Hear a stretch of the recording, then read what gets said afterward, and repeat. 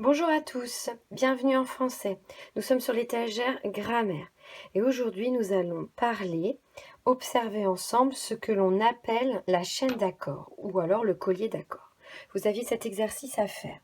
Donc je vous demandais de classer les déterminants, les noms communs, les adjectifs, donc le groupe nominal, de classer tous ces groupes nominaux dans soit la case masculin singulier, la case féminin singulier, la case masculin pluriel ou la case féminin pluriel.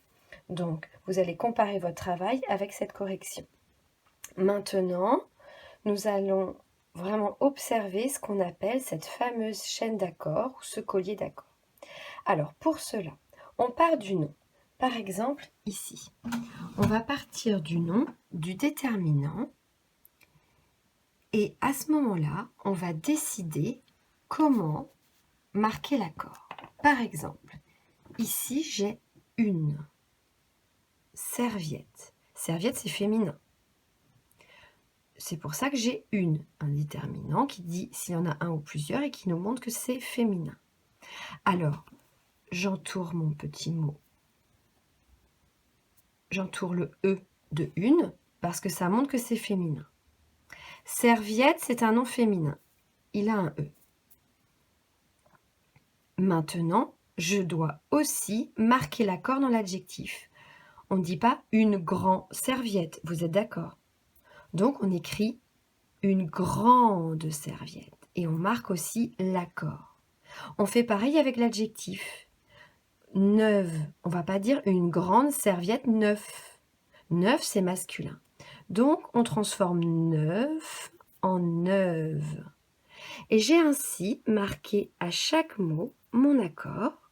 Je peux les relier et j'ai ainsi ce qu'on appelle une chaîne d'accords ou un collier qui montre les accords.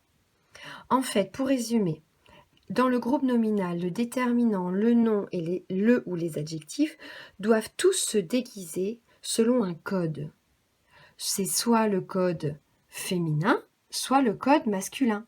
Mais ça peut être aussi féminin singulier ou féminin pluriel. Regardez, ici, il y a des photos. Il y a plusieurs photos. On le sait parce qu'il y a un S. Donc, j'ai ma marque d'accord. Alors pareil, le déterminant, j'ai ma marque d'accord des, ça veut dire qu'il y en a plusieurs. Ici.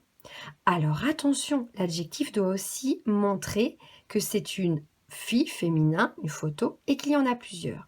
Ancien devient ancienne et on met un S. J'ai donc la chaîne d'accord ou le collier d'accord. Ces trois mots sont déguisés selon le même code vestimentaire, on va dire. C'est le déguisement féminin pluriel. D'accord? C'est pareil pour des bruits désagréables. Je dois déguiser mes trois mots selon le même code. C'est masculin, bruit, mais on nous dit qu'il y en a plusieurs. Des bruits, donc désagréables, je dois le déguiser en masculin pluriel. Voilà.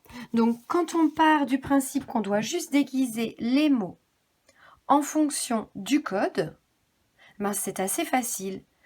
Pour ne pas oublier, j'entoure la terminaison de chaque mot, la lettre ou les lettres, et puis je les relis. Et je me demande si j'ai bien fait respecter le même code à tous ces mots.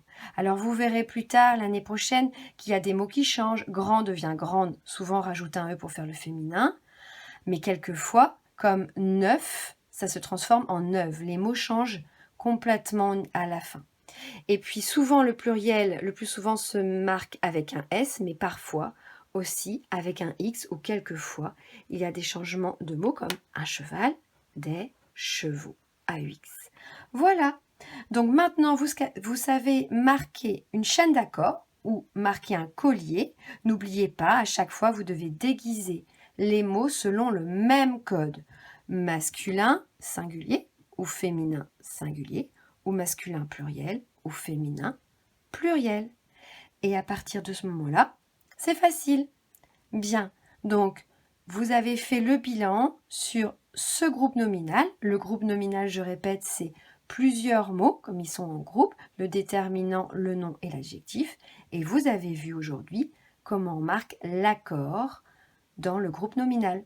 Allez, bravo!